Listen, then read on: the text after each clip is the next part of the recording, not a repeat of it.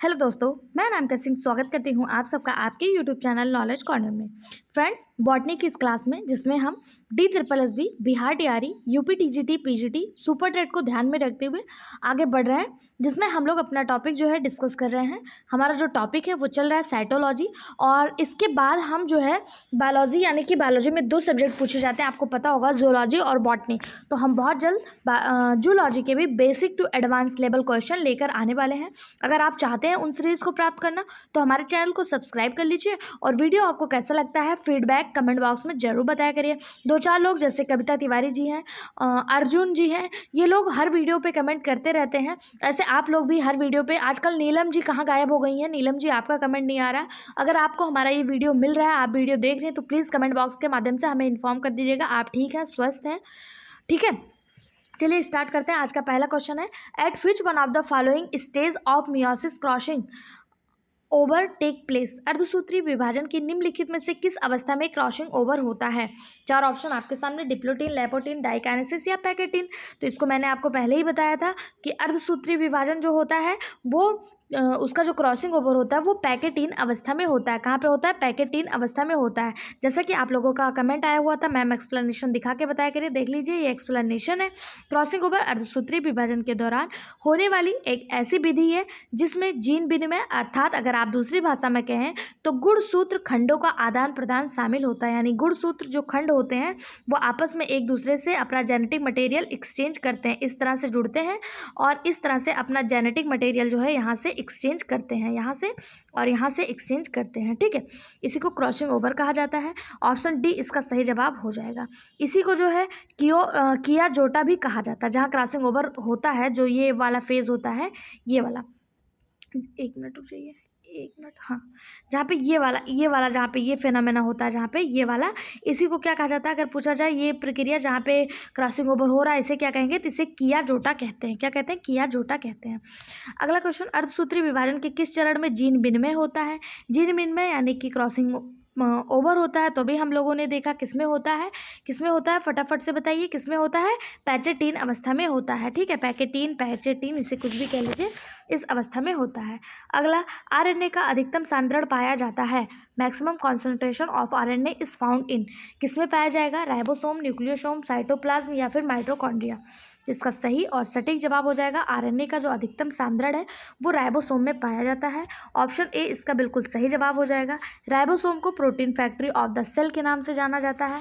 Ribosome की खोज किसने की? आप कमेंट बॉक्स में बताइएगा। आप जब कमेंट बॉक्स के माध्यम से आंसर करते हैं ना, तो मुझे भी अच्छा फील होता है, और इस समय आप लोग का जो पॉजिटिव रिस्पांस आ रहा है हर कमेंट पे, हर वीडियो पे, वो मुझे देख कर बहुत मोटिवेशन फील हो रहा है। और उसी को ध्यान में रखते हुए मैं आप लोगों के लिए बिहार टीआरई और UP PGT, Bihar PGT zoology के वीडियो भी लेकर आने वाली हूँ, और बिहार टीआरई की एक सीरीज ही अलग से चलाने वाली हूँ। ठीक है, तो आप लोग को चाहिए या नहीं चाहिए, उसके बारे में आपकी क्या राय है, कमेंट बॉक्स में ज़रूर बताइएगा।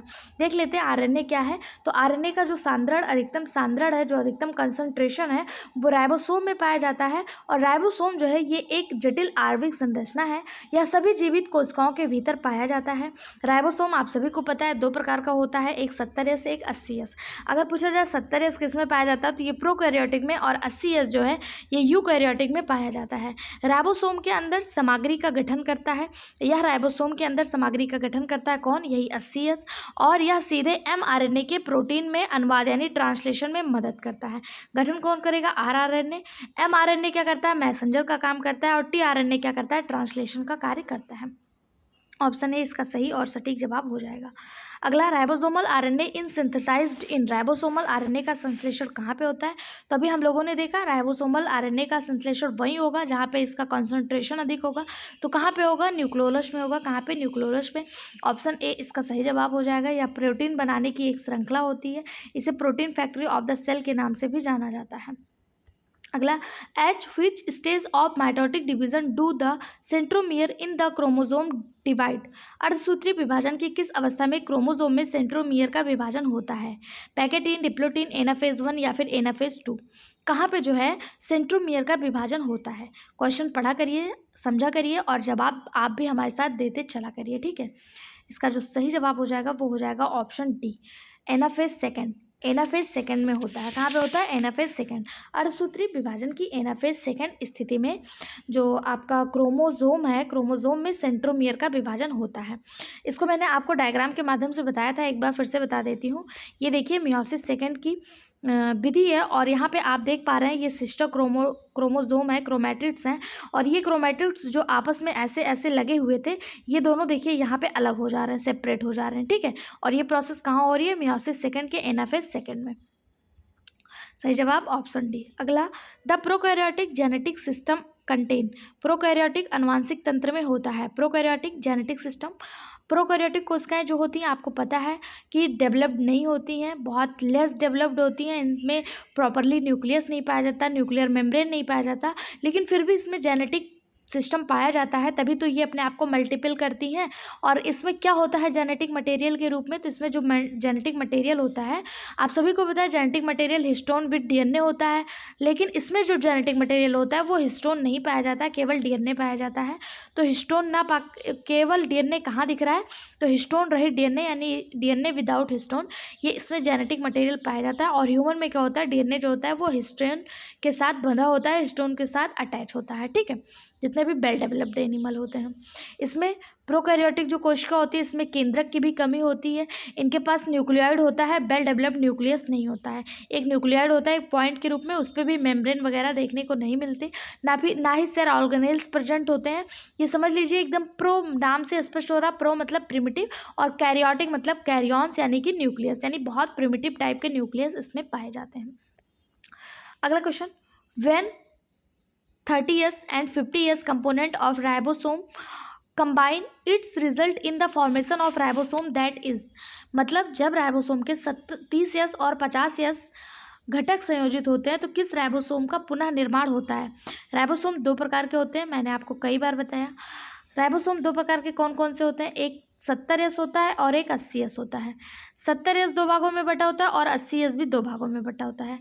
70s जो होता है वो आपके सामने दिया हुआ है, 30s और 50s में होता है। और 80s जो होता है ये होता है आपका 40s और 60s पे, 40s और 60s में ये 80s होता है। 1 मिनट यार, सॉरी फॉर डिस्टर्बेंस, ठीक है। तो इसका सही जवाब हो जाएगा 70s।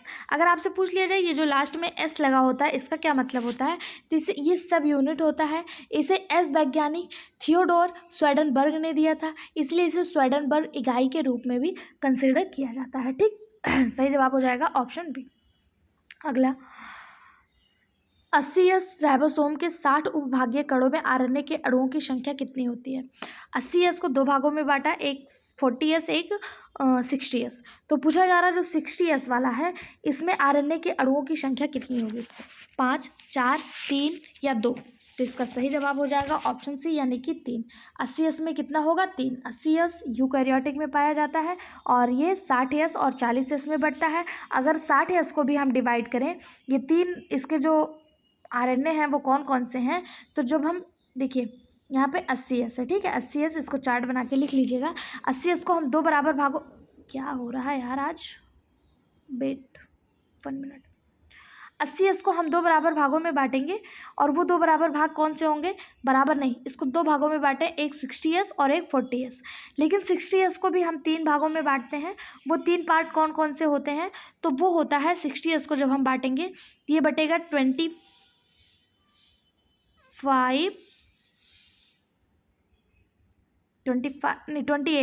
28, उसके बाद 5 और उसके बाद 5.8, ये इन 3 भागों में बढ़ता है, ठीक है। 28, 5 और 5.8, लेकिन ये एनिमल में होता है। ये जब प्लांट में बटेगा ना तो ये 28 की जगह 25 हो जाएगा प्लांट में, ठीक है।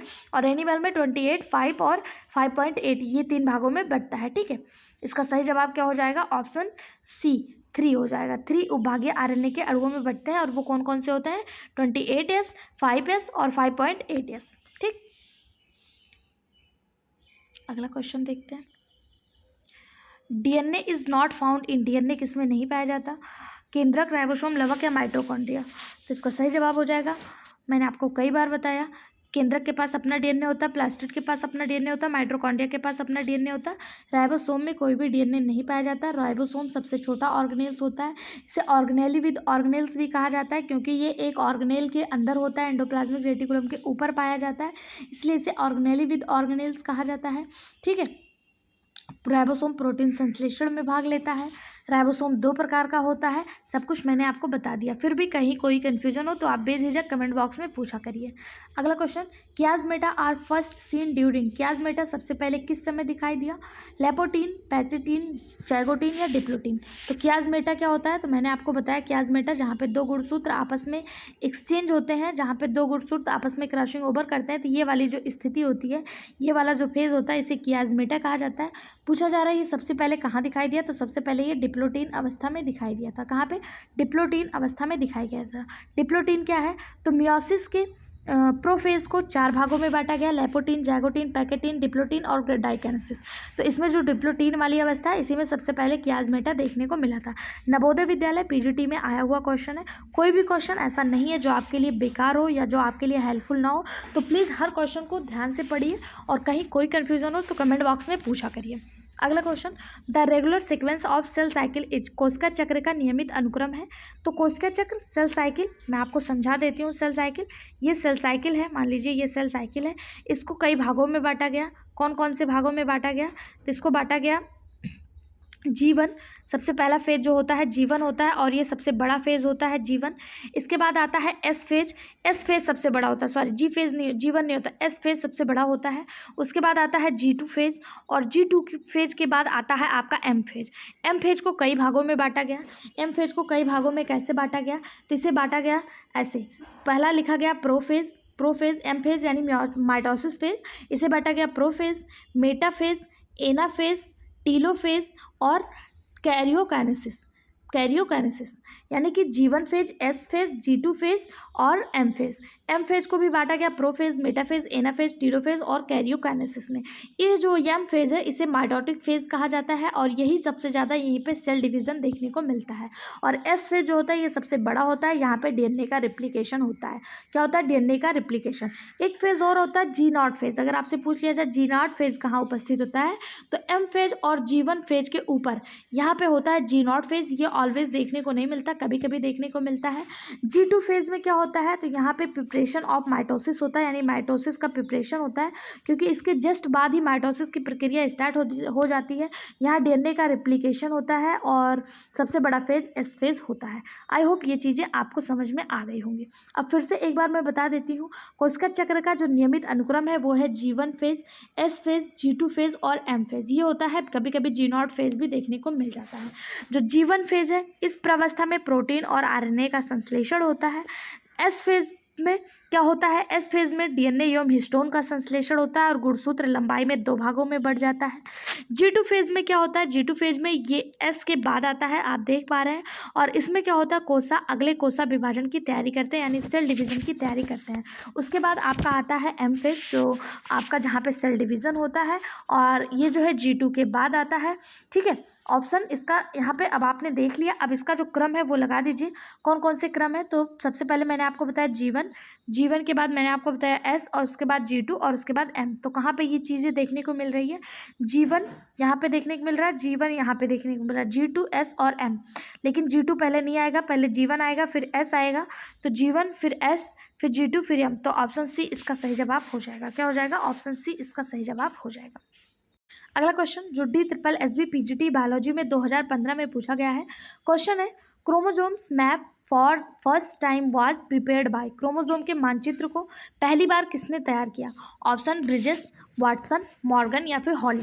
क्रोमोसोम का जो मानचित्र है, क्रोमोसोम का जो मैप है, उसे सबसे पहली बार तैयार करने वाले वैज्ञानिक का नाम पूछा जा रहा है। तो क्रोमोसोम का जो सबसे पहला मैप है, इसे ड्रोसोफिला मक्खी पर एक वैज्ञानिक ने खोजा था जिनका नाम है TH Morgan. TH Morgan America के रहने वाले हैं और इन्होंने ड्रोसोफिला मक्खी पर इसकी खोज की थी।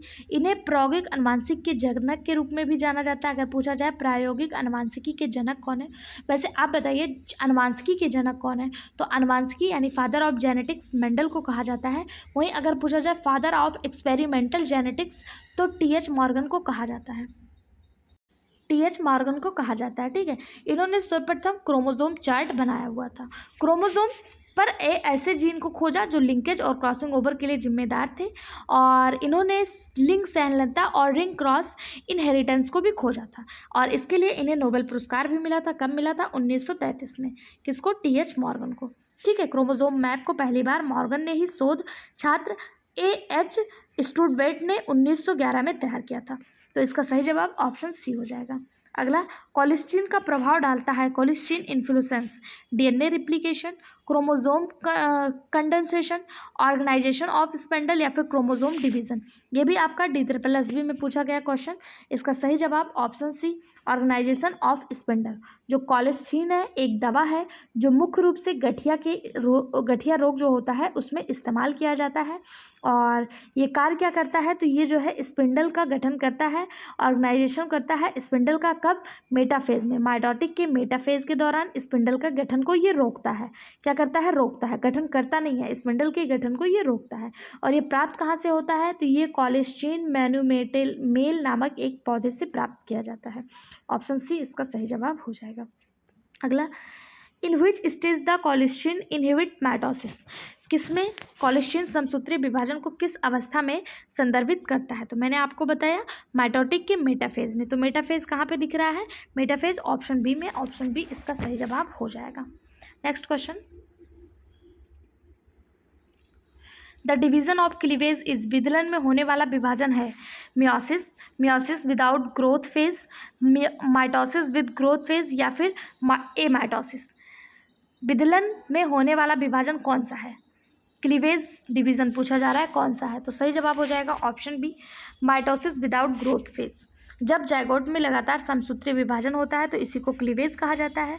और विदलन यानी क्लीवेज में कोशिका का आकार नहीं बढ़ता है क्योंकि इंटरफेज अवस्था में विकास नहीं होता है, वृद्धि प्रावस्था अनुपस्थित होती है, इसलिए भ्रूण के आकार और प्रकृति में परिवर्तन नहीं होता है। ओके, तो ऑप्शन बी इसका सही जवाब हो जाएगा। अगला, cartwheel structure is exhibit bye. Cartwheel संरचना क्या दर्शाती है? राइबोसोम, लाइसोसोम, सेंट्रियोल या फिर केंद्रिका। तो जब मैं आपको सेंट्रियोल के बारे में बता रही थी तो मैंने आपको बताया था ये सेंट्रियोल होता है, एक सर्कल होता है और इसमें 3-3 के पेयर पाए जाते हैं। सॉरी, ये ऐसे 2-2 के पेयर ऐसे ऐसे पाए जाते हैं। कितने पेयर पाए जाते हैं? 9 पेयर। कितने पेयर? 9 पेयर। इसी को कार्टव्हील संरचना कहा जाता है। क्या कहा जाता है? कार्टव्हील संरचना कहा जाता है। तो ये किस में दिखाता है? सेंट्रियोल में दिखाता है। किसमें? सेंट्रियोल में। ऑप्शन इसका जो सही जवाब हो जाएगा ऑप्शन सी हो जाएगा। ये ट्रिपलेट होते हैं, ट्रिपलेट होते हैं, 2 नहीं होते हैं, ट्रिपलेट होते हैं। कितने होते हैं? ट्रिपलेट होते हैं। और ये होते कितने? 9। 1 2 3 4 5, इसी तरह से ये 9 होते हैं। 6 7 8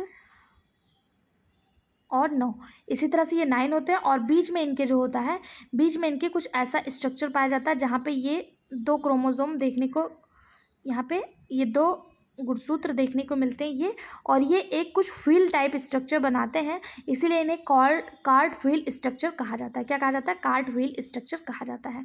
तो ये जो है इससे मैच करता है। पहला जो है ये हमेशा तीसरे से, पहला हमेशा तीसरे से, पहला हमेशा तीसरे से, इस तरह से मैच करता हुआ ये कार्ट व्हील स्ट्रक्चर बना लेता है। और ये किस में देखने को मिलता है? सेंट्रियोल में देखने को मिलता है। ये होते क्या है? तो ये 3 सूक्ष्म नलिकाएँ होती हैं जो एक रेखा में स्थित होती हैं। ठीक है, इसीलिए ये बैलगाड़ी के पहिए के आकार का दिखता है और इसे कार्ट व्हील स्ट्रक्चर नाम दिया गया है। यहाँ पे आपको स्ट्रक्चर दिख रहा है, यहाँ पे एक बार देख लीजिए, ये संरचना है। ठीक है, अगला क्वेश्चन, कोशिका विभाजन के समय कोशिका पटेली का निर्माण हेतु उत्तरदायी कोशिकांग है। यानी जब सेल डिवीजन होता है तो उस समय सेल प्लेट्स के फॉर्मेशन में कौन सा सेल ऑर्गेनेल्स रिस्पॉन्सिबल होता है? कौन सा सेल ऑर्गेनेल्स सेल प्लेट का फॉर्मेशन कराता है? ये question Rajasthan PCS PGT biology 2013 में पूछा गया।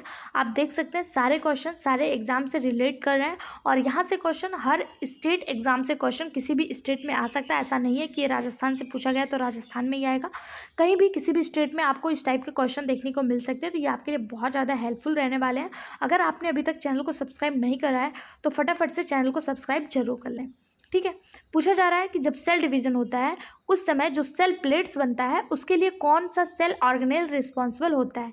क्या वो क्लोरोप्लास्ट होता है, एंडोप्लाज्मिक रेटिकुलम होता है, गोल्गी बॉडी होती है या माइटोकॉन्ड्रिया होता है। तो सेल डिवीजन के दौरान जो सेल प्लेट्स बनाता है वो गोल्गी बॉडी बनाता है, गोल्गी कॉम्प्लेक्स बनाता है, गोल्गी काय बनाता है।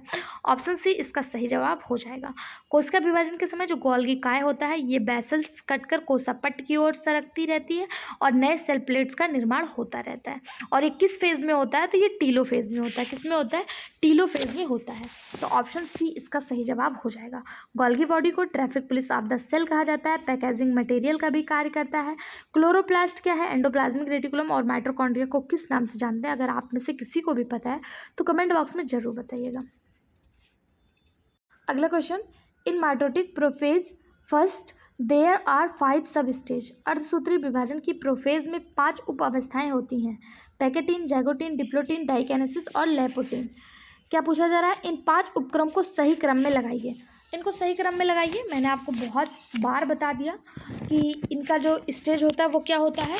तो सबसे पहले आपका क्या आएगा? लेपोटीन, लेपोटीन, फिर आएगा जैगोटीन, जैगोटीन, फिर आएगा पैचेटीन, फिर पैचेटीन के बाद आएगा डिप्लोटीन और फिर आएगा डाइकेनेसिस। तो ऐसे लगा दीजिए LGPDD, LGPDD। लेपोटीन, जैगोटीन, पैकेटीन, डिप्लोटीन और डाइकेनेसिस ये अवस्था होती है और ये कहाँ होती है? तो प्रोफेज में होती है अर्धसूत्रीय विभाजन के दौरान। तो यहाँ पे आप देख लीजिए कहाँ पे दिख रहा है, किस अवस्था में सबसे पहले लेपोटीन दिख रहा है, किस ऑप्शन में? तो ऑप्शन में लेपोटीन किस स्थान पे है? 5वें नंबर पे। और 5वां नंबर केवल ऑप्शन डी में ही दिख रहा है। तो एक क्वेश्चन, एक आंसर, अगर आपको एक ऑप्शन एलिमिनेट करना आ रहा है तो आप पहले ही आंसर से आंसर निकाल सकते हैं क्योंकि एक ही ऑप्शन में दिख रहा है। तो ऑप्शन इसका डी बिल्कुल सही हो जाएगा। अगला क्वेश्चन, अर्धसूत्रीय विभाजन की पूर्व अवस्था के सही क्रम के नीचे दिए गए कोड की मदद से चिन्हित कर सही विकल्प का चयन करें। Choose the code list below depicting the correct sequence of mitotic prophase. Diplotene, leptotene, diakinesis, pachytene. PGT biology 2003 में पूछा गया क्वेश्चन है, यानी इसको भी क्रम से ही लगाना है तो वैसे ही लगा दीजिए। लेपोटीन, जैगोटीन, पैकेटीन, डिप्लोटीन और डाइकेनेसिस। लेपेटीन, जैगोटीन, पैकेटीन, डिप्लोटीन, डाइकेनेसिस। अगर आप 2-3 बार हमारे साथ पढ़ लेंगे तो आपको ये चीज़ें याद हो जाएगी। लेपोटीन, जैगोटीन, पैकेटीन, डिप्लोटीन और डाइकेनेसिस। तो ये इसका क्रम हो जाएगा। सबसे पहले लेपोटीन, लेपोटीन ऑप्शन बी किस में दिख रहा है? सबसे पहले 1 और 2 में, ये दोनों काट दीजिए। उसके बाद लेपोटीन के बाद आपका आता है जैगोटीन, जैगोटीन किस में दिख रहा है? जैगोटीन है ही नहीं। जैगोटीन के बाद तीसरा आता है पैकेटीन, पैकेटीन किस पे दिख रहा है? पैकेटीन ऑप्शन डी किस में दिख रहा है? ऑप्शन ए में। यानी कि ऑप्शन ए इसका सही जवाब ऑप्शन बी इसका सही जवाब हो जाएगा। सबसे पहले आएगा लेपोटीन, फिर आना चाहिए जैगोटीन, जैगोटीन इसमें है नहीं तो हम उसके बाद वाला देखेंगे। उसके बाद है पैकेटीन, तो पैकेटीन यहाँ पे दिख रहा है, फिर डिप्लोटीन, फिर डाइकेनेसिस। ठीक है, ऑप्शन बी इसका सही जवाब हो जाएगा। अगला, निम्नलिखित में से कौन सा कोशिकांग एकल जीवद्रव्य कला युक्त होता है? Which of the following cell organelles process a single unit membrane. कौन सा वो सेल ऑर्गेनेल्स होता है जिसमें केवल एक सिंगल यूनिट मेम्ब्रेन पाया जाता है? क्लोरोप्लास्ट, लाइसोसोम, माइटोकॉन्ड्रिया या न्यूक्लियस। क्वेश्चन यूपीपीसीएस और राजस्थान दोनों में आया हुआ है, इसे इंपॉर्टेंट मार्क करिएगा। ये क्वेश्चन और बहुत सारे एग्जाम में देखने को मिले हैं कि कौन सा कोशिकांग है जिसमें एकल जीवद्रव्य कला युक्त होता है। तो इसका सही जवाब जो हो जाएगा वो हो जाएगा लाइसोसोम। लाइसोसोम जिसे सुसाइडल बैग कहा जाता है, इसकी खोज डिडूबे नामक साइंटिस्ट ने 1955 में किया था। इसमें हाइड्रोलिटिक एंजाइम पाया जाता है, यानी ये पचाने का कार्य करता है, ये कोशिका के पाचन में मदद करता है। इसे सुसाइडल बैग क्यों कहा जाता है? क्योंकि इसमें जो हाइड्रोलिटिक एंजाइम होता है अगर ये फट जाता है तो ये अपने आप को खुद ही ख़त्म कर लेता है, इसलिए इसे suicidal bag of the cell के नाम से जाना जाता है। और इसकी खोज डी डुवे नामक साइंटिस्ट ने 1955 में किया था। ठीक है, माइटोकॉन्ड्रिया जो आपको ऑप्शन में दिख रहा है, इसे power house of the cell के नाम से जानते हैं। और इसकी खोज जो है किसने की थी? माइटोकॉन्ड्रिया की खोज किसने की थी? कमेंट बॉक्स में बताइए माइटोकॉन्ड्रिया की खोज किसने की थी। और बात करें न्यूक्लियस की, इसे केंद्रक कहा जाता है या ब्रेन कहा जाता है, सेल का ब्रेन ऑफ सेल न्यूक्लियस को कहा जाता है। और इसकी खोज जो है रॉबर्ट ब्राउन नामक साइंटिस्ट ने की थी। ठीक है, अगला क्वेश्चन, समसूत्रीय विभाजन में गुणसूत्रीय एवं केंद्रीय विभाजनों की संख्या क्रमशः होती है। In mitotic the number of chromosome and nuclear division respectively are 1 व 1, 1 व 2, 2/2 या 2/1 समसूत्रीय विभाजन में गुणसूत्रीय एवं केंद्रीय विभाजनों की संख्या पूछा है। यानी आपको क्रोमोसोमल और न्यूक्लियर दोनों डिवीजन बताना है समसूत्रीय विभाजन में। तो समसूत्रीय विभाजन क्या होता है, इसमें गुणसूत्र 2n होते हैं, आप सभी को पता है। इसके बारे में बताया किसने, तो फ्लेमिंग ने बताया। माइटोसिस प्रक्रिया के बारे में कब बताया, 1882 में बताया। इसमें होता क्या है, एक 2n जब गुणसूत्र होता है 2n, और ये जब बढ़ता है तो 2 भागों में 2 2n बनाता है। कितना बनाता है, 2 2n बनाता है। ये भी 2n रहता है, ये भी 2n रहता है। फिर ये जब बढ़ता है तो ये भी 2 2n बनाता है, ये भी 2 2n बनाता है, और ये भी 2 2n बनाता है। इस तरह से ये प्रोसेस बढ़ती जाती है। ये बढ़ता है तो ये भी 2 बनाता है, ये भी 2 बनाता है। इस तरह से ये प्रोसेस चलती रहती है। और इसको जो है, इसमें आपसे पूछा है कि गुणसूत्रीय विभाजन कितना होता है और न्यूक्लियर डिवीजन में नंबर कितने होते हैं। तो इसका सही जवाब हो जाएगा ऑप्शन ए, 1 और 1 होते हैं। कितने होते हैं, 1 और 1 होते हैं। ठीक है, एक बार होता है गुणसूत्रीय और केंद्रीय विभाजन, एक बार होता है। कैसे होता है मैंने आपको बता दिया, एक बार फिर से समझाने का प्रयास करती हूँ। ये मान लीजिए आपके पास 2n है, 2n जब ये बटेगा तो फिर से ये 2 बनाएगा, और ये जब बटेगा तो ये फिर से 2 बनाएगा, फिर से क्या बनाएगा, 2 बनाएगा। और ये भी जब बटेगा तो ये भी अपने आप में ये वाला भी 2 बनाएगा, और ये वाला भी 2 बनाएगा। इसी तरह से एक बार डिवाइड होता है और ये चीज़ें बढ़ती हुई चली जाती हैं।